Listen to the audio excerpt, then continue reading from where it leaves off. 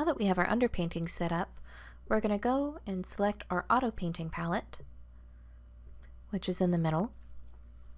And we have different options called the smart options, and I'm going to explain what each of those are right now.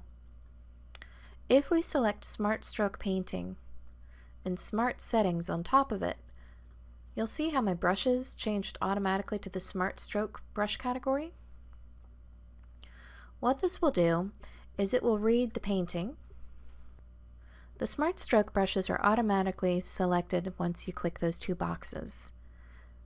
I'm actually going to change the brush and go up to Artists, Impressionist, and this is one of Painter's more popular brushes.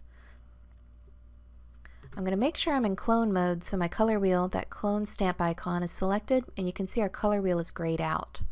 If we're painting in color, we're accidentally putting down color, but if we're painting in clone mode, we're actually putting down image.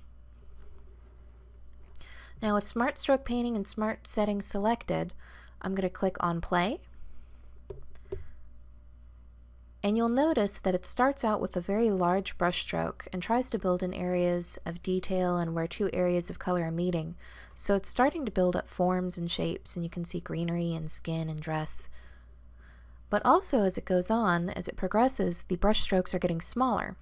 That's where your smart settings come in. So it's essentially starting out large and then coming into more tight, detailed brush strokes.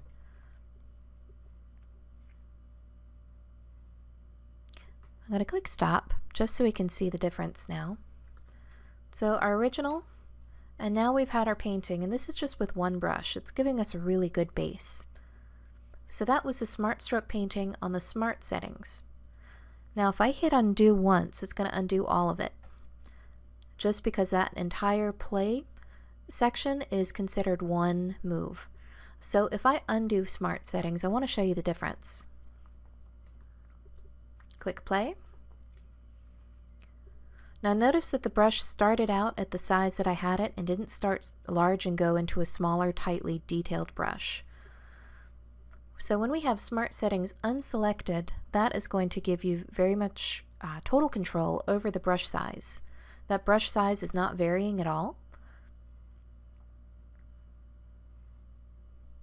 And you'll see that it actually does take a little bit longer to paint, mainly because I have a small brush. I'm going to hit stop. So you can see the big difference between the previous one and this one is this one only has one size for that brush setting. And that's because my brush was set to 19. Now if we hit undo, make our brush a little bit bigger up in our size field. I'll make it a little bit bigger. There we go. And click play. I've only got Smart Stroke Painting selected. You can see that it started out a little bit larger, but that brush size is not going to change because we have smart settings unselected.